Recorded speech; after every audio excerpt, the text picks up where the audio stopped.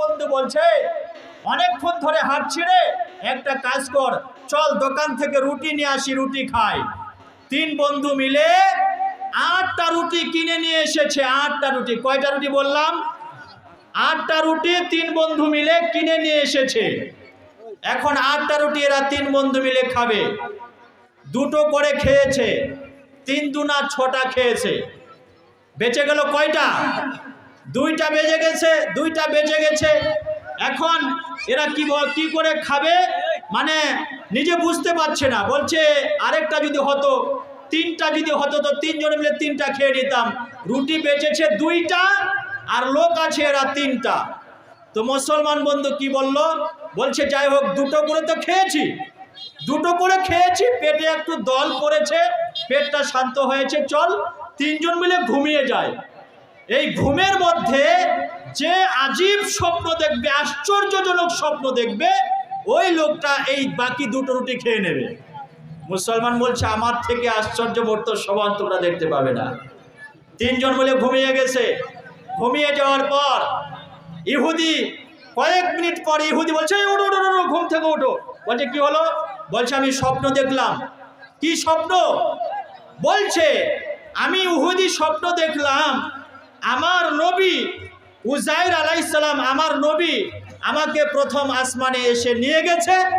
নিয়ে যাওয়ার পরে আমাকে খুব হালুয়া পুরি খেয়েছে। তো আমার নবী আমাকে প্রথম আসমানে নিয়ে গেছে, এটা কি আশ্চর্যপূর্ণ স্বপ্ন নয়? বলছে ঠিক আছে, আমরা তো দুজন এখনো বাকি আছি, আমরাও স্বপ্ন দেখি, যদি তোমারটা ফার্স্ট হয়ে যাবে তুমি 2টা রুটি খেয়ে নেবে। কিছুক্ষণ পর নাসারা মানে খ্রিস্টান ডেকে বলছে ওঠো। বলছে আমি স্বপ্ন দেখেছি। কি স্বপ্ন? বলছে আমি স্বপ্ন দেখলাম আমার নবী হলো ঈসা, আর আমার নবী ঈসা আলাইহিস সালাতু ওয়াস সালাম আমাকে নিয়ে বললেন ও আমার উম্মত, তুই কতই না ভালো, তুই কতই না বেটার, কতই না বেস্ট, চল চল চল, তোকে নিয়ে আমি 3য় আসমানে নিয়ে ঘুরতে যাই।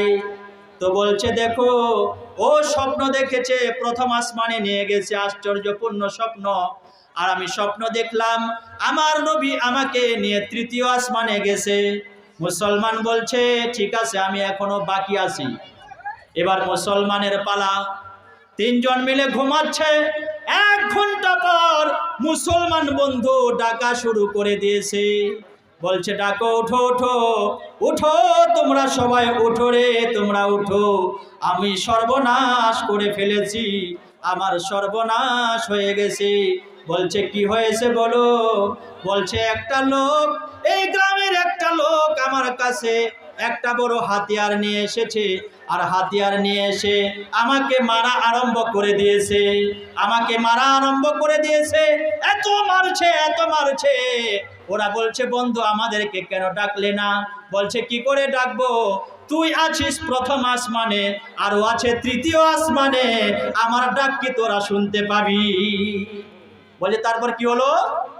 বলছে ও আমাকে মারতে মারতে বলল মুসলমান রুটি খা, মারতে মারতে বলল মুসলমান রুটি খা, আমি খেয়ে নিলাম। বলছে তুমি খেয়ে নিয়েছো? বলছে হ্যাঁ খেয়ে নিয়েছি। বলছে আমাদের বললে না? কিভাবে বলবো, তুই প্রথম আসমানে ও 3য় আসমানে, আমার ডাক তোরা শুনতে পাস। এই হয়েছে আমাদের অবস্থা। আজকে ট্যাবের টাকা এত চালাকি করে ঢুকিয়ে নেওয়া হয়েছে নিজের অ্যাকাউন্টে। মনে রাখবেন হারামের একটা সীমা আছে। আপনি যদি এই ভাইয়ের 1000 টাকা হারামি করে খেয়ে নেন, আপনার গুনাহটা একটু কম হবে। কেন?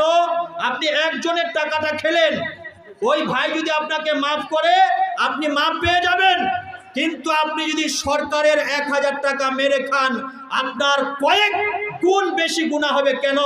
সরকারের টাকার মধ্যে পুরো রাজ্যের মানুষের অধিকার আছে, পুরো রাজ্যের মানুষের অধিকার আছে। ওই টাকা যদি 1000 আপনি মেরে খান, আপনার যে কত বড় গুনাহ হবে আপনি মনে রাখতে পারবেন না। এই জন্য যারা আমাদের এলাকায় জালিয়াতি করে, আপনারা তাদের পাল্লায় পড়ে নিজের অ্যাকাউন্ট, আধার কার্ড এগুলো তাদেরকে দেবেন না। মনে রাখবেন 1000 টাকা আপনি পেয়ে যাবেন, কিন্তু আপনার যে কত বড় গুনাহ হবে এটা আপনি আজকে চিনতে পারবেন না, আপনি কিন্তু পরেই চিনতে পারবেন। এই জন্য আল্লাহ তাবারক ওয়া তাআলা আমাদেরকে সমস্ত রকমের হারাম কাজ থেকে হেফাজত করুন, বলুন আল্লাহুম্মা আমিন। ভাইরা আমার, বন্ধুরা আমার, আল্লাহর নবী হাদিসে পাকের মধ্যে বলেন, মান বানা লিল্লাহি মসজিদান বানাল্লাহু লাহু বাইতান ফিল জান্নাহ। আল্লাহর নবী বলেন, যদি কোনো মানুষ দুনিয়ার বুকে একটা মসজিদ বানায়, 1 টাকা মসজিদে দান করে, 1000 টাকা মসজিদে দান করে, ওই লোকটা মরে যাবে, আল্লাহ তাবারক ওয়া তাআলা তার জন্য সোনার ইট দিয়ে একটা জান্নাতের মধ্যে বালাখানা বানিয়ে দেবেন, বলুন সুবহানাল্লাহ। এই জন্য বিশ্বনবীর হাদিসের উপর আমল করা, বিশ্বনবীর কথার উপরে আমল করা, প্রতিটি নবীর কথার উপরে আমল করা, কারণ আমাদের নবী হলো সোনার নবী। Golden Medina o my sweet Medina, golden Medina o my sweet Medina, I cannot forget you dear Medina. Golden Medina, oh my sweet Medina, golden Medina, oh my sweet Medina, I cannot forget you dear Medina. जोड़े बोलो नारे तकबीर। मना सके हमरो कहनवा हो, चल देख मदीना, चल देख मदीना, चल देख मदीना, अर्श का जीना। একটা ভোজপুরি গজল বলবেন, ভোজপুরি বলছি।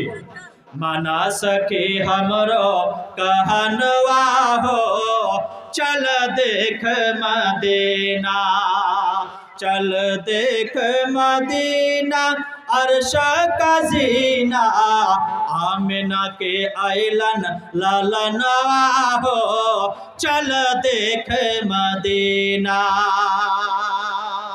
जोड़े बोलें सुभान अल्लाह। मक्के में काबा और जमजम का पानी, मक्के में काबा, मक्के में काबा और जमजम का पानी, हजरत खलील और ज़ैबी की निशानी, संगे अस्वद पे मनवा लोभाइल हो, चल देख मदीना। की बोलछे मक्के में काबा और जमजम का पानी। मक्का, मक्का तो मक्का है, मक्का में अगर कोई आदमी 1 रकात नमाज पढ़ता है तो अल्लाह उसको 1 लाख नमाज पढ़ने का सवाब देता है। मक्का तो मक्का है, मक्का में काबा और जमजम का पानी, जमजमेर कुआय आमार अल्लाह এত বড় রহমত দিলেন, এত বড় করুণা দিলেন, বড় বড় মেশিন লাগিয়ে জমজমের কুয়া থেকে পানি তোলা হয়, কিন্তু আল্লাহর কি রহমত, জমজমের কুয়ার পানি 1 ইঞ্চিও কমে না। मक्के में काबा और जमजम का पानी, हजरत खलील और ज़ैबी की निशानी, संगे अस्वद पे मनवा। संगे अस्वद, अस्वद माने हलो कालो पाथर। कालो पाथर काके बोले? हाजरे अस्वद। जे हाजरे अस्वदेर उपरे नबी इब्राहिम आलाइहिस सालातु वास सालाम তার পদচিহ্ন এখনো পর্যন্ত আছে, যেই পাথরের উপরে উঠে ইব্রাহিম আলাইহিস সালাতু ওয়াস সালাম কাবা ঘরের দেওয়াল নির্মাণ করেছিলেন। মাগরেরা সামনের দিকে সামনের দিকে একটু আগে আসেন, পিছনে জায়গার সমস্যা হচ্ছে, একটু সামনে আগে আসেন। মাগরেরা আপনারা চুপি সারে আস্তে আস্তে করে সামনে আসুন। সামনে অনেক জায়গা ফাঁকা আছে, আপনার জন্য কেউ কষ্ট পাক এটা যেন না হয়, আপনি কাউকে কষ্ট দেবেন না। আপনি একটু করে যদি সামনে চলে আসেন, ফাঁকা জায়গাটা পূরণ হবে, পিছনে যারা আছে তারা বসতে পারবে। তো যেটা বলতেছিলাম, আল্লাহ তাবারক ওয়া তাআলা সঙ্গে আসওয়াদ, কালো পাথর, এই আসওয়াদে হাজরে আসওয়াদের মধ্যে আল্লাহ তাবারক ওয়া তাআলার এত বড় মানুষের মধ্যে একটা প্রেম, একটা ভালোবাসা লুকিয়ে আছে। হযরতে আল্লাহ তাবারক ওয়া তাআলা পবিত্র কোরআনে জানাচ্ছেন, ওয়াআযযিন ফিন-নাস বিল হাজ্জি ইয়াতুকা রিজালান ওয়া আলা কুল্লি জামিরি ইয়াতুনা মিন কুল্লি ফাজ্জিন আমিক। সেদিন ইব্রাহিম আলাইহিস সালাতু ওয়াস সালাম ডেকে বলেছিলেন, আল্লাহ পাক বললেন, হে ইব্রাহিম, কাবা ঘর যখন নির্মাণ হয়েছে, কাবা ঘর নির্মাণ হয়ে গেছে যখন, তুমি একটা কাজ করো, মানুষকে হজের জন্য এলানটা করে দাও, মানুষকে হজের কথাটা শুনিয়ে দাও যে আজ থেকে কাবা ঘর নির্মাণ হয়ে গেছে, তোমরা কাবায় তাওয়াফ করতে আসো, কাবার হজ করতে আসো। ইব্রাহিম আলাইহিস সালাম বলেছিলেন, আল্লাহ, এ তো ধু প্রান্তর, এ তো জনমানবহীন এলাকা, এখানে কোনো মানুষ বসবাস করে না, এখানে আমি কাকে হজের জন্য ডাকবো, কাকে দাওয়াত দেব? হে আল্লাহ, কেউ তো শুনতে পাবে না। আল্লাহ পাক বলেছিলেন, হে নবী ইব্রাহিম, তুমি দাওয়াত দেওয়ার কাজ দাওয়াতটা দিয়ে দাও, তুমি দাওয়াত দেওয়ার কাজ দাওয়াতটা দিয়ে দাও। আর এই সংবাদটা কিয়ামত পর্যন্ত যত মানুষ আসবে তাদের কর্ণকুহরে তাদের কাছে পৌঁছে দেওয়ার দায়িত্ব আমি আল্লাহ নিজের হাতে গ্রহণ করলাম। আল্লাহ নবী হযরত ইব্রাহিম দাওয়াত দিয়ে দিলেন, মানুষেরা তোমরা হজের জন্য আসো। আজ থেকে কাবা ঘর নির্মাণ হয়ে গেল, কাবা ঘর নির্মাণ হয়ে গেছে। আল্লাহ তাবারক ওয়া তাআলা ইব্রাহিম আলাইহিস সালাতু ওয়াস সালামকে তিনবার পরীক্ষা নিলেন। পবিত্র কোরআনে আল্লাহ পাক জানান, ওয়া ইযবিতালা ইব্রাহিম রাব্বুহু বিকালিমাতিন ফাতাম্মাহুন্না। আল্লাহ পাক বলেন, আমি নবী ইব্রাহিমকে বারবার পরীক্ষা নিলাম, কিন্তু আমার নবী ইব্রাহিম প্রত্যেকবার পরীক্ষায় পাশ করেছে। তাকে বলা হলো সন্তান কুরবানি দাও, তিনি সন্তান কুরবানি দিয়ে দিলেন। তাকে বলা হলো সন্তানকে নির্বাসন দাও, বিবিকে নির্বাসন দাও, নবী ইব্রাহিম সেটাও করলেন। তাকে আগুনের মধ্যে ফেলে দেওয়া হলো, নমরুদ আগুনে ফেলে দিলেন, সেখানেও নবী ইব্রাহিম গোল্ডেন A+ পেল, তা বারবার পরীক্ষায় পাশ হলো।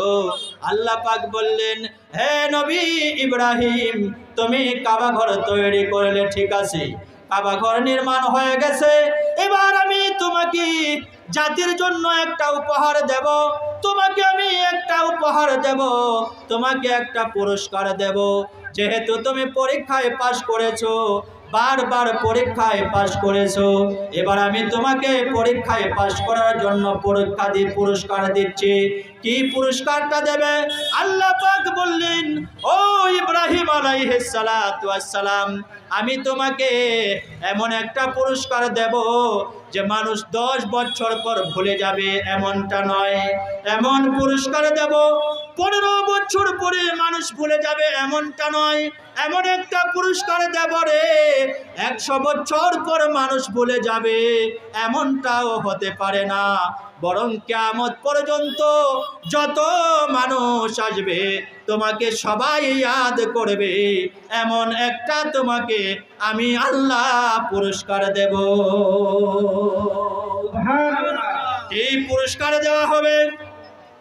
তো আল্লাহ পাক বললেন, ও নবী ইব্রাহিম, তুমি যেহেতু আমার বারবার পরীক্ষায় পাশ করেছো, আমি তোমাকে পুরস্কার এটা দিচ্ছি, শোনো, এটাই আমি তোমাকে প্রাইজ দিচ্ছি, শোনো, যে তুমি যেই কাবাটা বানালে, তুমি যেই কাবা শরীফটা বানালে, এই কাবা শরীফটাকে আমি সারা বিশ্বের জন্য ইমাম বানিয়ে দিলাম। মানে তোমাকে আমি সারা পৃথিবীর সকল মানুষের জন্য ইমাম বানিয়ে দিলাম। জোরে বলেন সুবহানাল্লাহ। আজ যেই কাবা বানিয়েছে নবী ইব্রাহিম, এই কাবা যেন আমাদের ইমাম, নবী ইব্রাহিম যেন আমাদের ইমাম। এই ইমামকে আমরা কেউ ভুলতে পারবো না, কিয়ামত পর্যন্ত ভুলতে পারবো না। আজকে যদি আমি বলি প্রতিদিন তো আমি কাবার দিকে মুখ করে নামাজ পড়ি পশ্চিম দিকে, আজকে আমি উত্তর দিকে মুখ করে নামাজ পড়ব, কি ভাই আপনার নামাজ হবে? নামাজ হবে? হবে না। কেন হবে না? আপনি ইব্রাহিম নবীর বানানো কিবলাকে আপনি মানলেন না। যেই কাবা নবী ইব্রাহিম বানালেন, এত কষ্ট করে বানালেন, এত পরীক্ষা দেওয়ার পরে বানালেন, আল্লাহ পাক ইব্রাহিম নবীকে জাতির জন্য ইমাম বানিয়ে দিলেন। এমন পুরস্কার আমরা চাই, এমন পুরস্কার আমরা চাই যে জাতি যেন আমি চলে যাওয়ার পর জাতি যেন আমাকে ইয়াদ করে, বলুন সুবহানাল্লাহ। তাই একটা ছেলেকে হাফিজ বানান, একটা ছেলেকে ডাক্তার বানান, একটা ছেলেকে মাস্টার বানান, একটা ছেলেকে আলিম বানান, একটা ছেলেকে জামে আজহার পর্যন্ত পড়াশোনা করার এরকম একটা চিন্তা ভাবনা নিন। আপনি জেনারেল লাইনে, ইংরাজি লাইনে ছেলেদেরকে অনেক পড়িয়েছেন, কোটি কোটি টাকা খরচা হয়েছে। আপনি একটা ছেলের পিছনে লাখ লাখ টাকা খরচা করে হাফিজ আলিম বানিয়ে তাকে জামে আল আজহার পর্যন্ত পাঠানোর চেষ্টা করুন। চেষ্টা করলে আল্লাহ পাক চেষ্টা কখনো বিফলে যাবে না, চেষ্টা করতে হবে। আজ আমাদের এলাকায় একটা ফিতনা লেগে গেছে, আপনারা জানেন, নামাজের পরে দোয়া, নামাজের পরে দোয়া, এটা নিয়ে ফিতনা নেমে গেছে। আপনারা জানেন আমাদের দোয়া করব কি করব না, এই দোয়ার ব্যাপারে দাসপাড়া জামে মসজিদের প্রাক্তন ইমাম সাহেব গোলাম রব্বানী সাহেব দারুল উলুম দেওবন্দ থেকে ফতোয়া নিয়ে এসেছেন। জোরে বলুন সুবহানাল্লাহ। এতদিন পর্যন্ত দোয়া কিভাবে করতাম, এখন আমরা দোয়া করতে আর কোনো দ্বিধাবোধ করব না। এখন আর দোয়ার ব্যাপারে কোনো অসুবিধা নাই। দারুল উলুম দেওবন্দ থেকে যেই ফতোয়া এসেছে সেই ফতোয়ার মধ্যে পরিষ্কার লেখা আছে, फर्ज नमाजों के बाद दुआ करना महमूद व मतलूब है। माने फरज नामाजेर परे दुआ करा এটা ভালো এবং করা যাবে। জোরে বলুন সুবহানাল্লাহ। তারপরে কি লেখা আছে জানেন? তারপরে লিখেছে দারুল উলুমের ফতোয়ায় ওলামায়ে মুফতিয়ানে কেরাম লিখেছেন, फर्ज নামাজও दुआ कबूल होने की मवाक़ी में से, মানে दुआ कबूल হওয়ার যে জায়গাগুলো আছে दारुल उलूम देवबंदेर फतवा बोलছে दुआ कबूलियत की मौके में से एक मौका ये है कि फर्ज नमाजों के बाद दुआ किया जाए। माने फर्ज नामाजेर परे यदि कोनो बान्दा दुआ करे আল্লাহ তাবারক ওয়া তাআলা তার দোয়াকে কবুল করেন। তাড়াতাড়ি বলুন সুবহানাল্লাহ। এই জন্য ফরজ নামাজের পরে আমরা দোয়া করব ইনশাআল্লাহ। আল্লাহর নবী সাল্লাল্লাহু আলাইহি সাল্লাম হাদিসে পাকের মধ্যে বলেন, সাল্লাল্লাহু নবীজিকে সাহাবারা জিজ্ঞাসা করছেন, ইয়া রাসূলুল্লাহ আইয়ুদ দুআই আসমা, হে নবী বলে দিন কোন দোয়াটা আল্লাহ পাক বেশি কবুল করেন। আল্লাহর নবী কি বললেন? জাওফাল লাইলিল আখির ওয়া দুবুরা সালাওয়াতিল মাকতুবাত। আল্লাহর নবী বলেন মানুষ যখন তাহাজ্জুদের সময় রাতের শেষাংশে বান্দা যেই দোয়াটা করে সেটা আল্লাহ পাক তাড়াতাড়ি কবুল করেন, এবং ফরজ নামাজের পরে যেই দোয়াটা করে সেই দোয়াটা আল্লাহ তাবারক ওয়া তাআলা কবুল করে নেন। সুবহানাল্লাহ। তাহলে ফরজ নামাজের পর দোয়া করতে আর কোনো অসুবিধা আছে? জোরে বলুন, অসুবিধা আছে? দারুল উলুম দেওবন্দ সঠিক ফতোয়া দিয়ে দিয়েছে, পরিষ্কার করে দিয়ে দিয়েছে। আমাদের এলাকায় কিছু কিছু মানুষ বলেছিল যে দোয়া করা বেদাত, এখনো পর্যন্ত কিছু কিছু ফেসবুকার বলছে দোয়া করা বেদাত। একটা ছেলে তার নাম হাসানুজ্জামান, আমি জানি না তার বাড়ি কোথায়, সে বারবার বলছে ফরজ নামাজের পরে দোয়া করা বেদাত। আমি তাকে চ্যালেঞ্জ করে বলছি যে আপনি একটা হাদিস এরকম দেখিয়ে দিন যেখানে নবী সাল্লাল্লাহু আলাইহি সাল্লাম পরিষ্কার সরাসরি বলছেন, হে আমার উম্মতেরা তোমরা ফরজ নামাজের পরে দোয়া করো না, এটা বেদাত। এইরকম একটা হাদিস আপনি দেখিয়ে দিন। যদি দেখিয়ে দিতে না পারেন তাহলে আপনি যে ফেসবুকে বলছেন দোয়া করা বেদাত, এই কমেন্টগুলো আপনাকে তাড়াতাড়ি মিশিয়ে দিতে হবে। এগুলো আপনাকে তাড়াতাড়ি ডিলিট করতে হবে। এলাকায় ফিতনা হবে, এই ফিতনা কখনো পর্যন্ত মেনে নেওয়া যাবে না। একটা মুস্তাহাব আমলকে কেন্দ্র করে কিছু কিছু মানুষ অনেক মানুষকে, খাস করে যুবক ভাইদেরকে সুন্নতের রাস্তা থেকে দূরে সরিয়ে দিচ্ছে একটা মুস্তাহাব আমলের জন্য। আমরা বলছি দোয়া করা মুস্তাহাব, অনেক মানুষ চাচ্ছে দোয়া করব না, দোয়ার বালাই দিয়ে, দোয়ার দোহাই দিয়ে তারা কি করছে, সালাম ফিরানোর পরে মসজিদ থেকে উঠে চলে যাচ্ছে। আরে ছাগলের দল, আল্লাহর নবী সাল্লাল্লাহু আলাইহি সাল্লাম কি বলেছেন, তোমরা ফরজ নামাজের পরে উঠে চলে যাবে। মসনুন দোয়া অনেকগুলো আছে, 31টার মতো দোয়া, যেগুলো নবী সাল্লাল্লাহু আলাইহি সাল্লাম জীবনে আমল করেছিলেন প্রতিদিন। আল্লাহর নবী সাল্লাল্লাহু আলাইহি সাল্লাম হযরতে মুআজকে ডেকে বলছেন, ইয়া মুআজ ইন্নী লা উহিব্বুকা, হে মুআজ আমি তোমাকে খুব ভালোবাসি। ইয়া মুআজ ইন্নী লা উহিব্বুকা, হে মুআজ আমি তোমাকে খুব ভালোবাসি। তারপরে নবী বলছেন, ইয়া মুআজ উসিকা, হে মুআজ আমি তোমাকে একটা জিনিসের ওসিয়ত করছি, লা তাদআন্না, তুমি জীবনে কখনো ভুলে যাবে না। সেটা কি?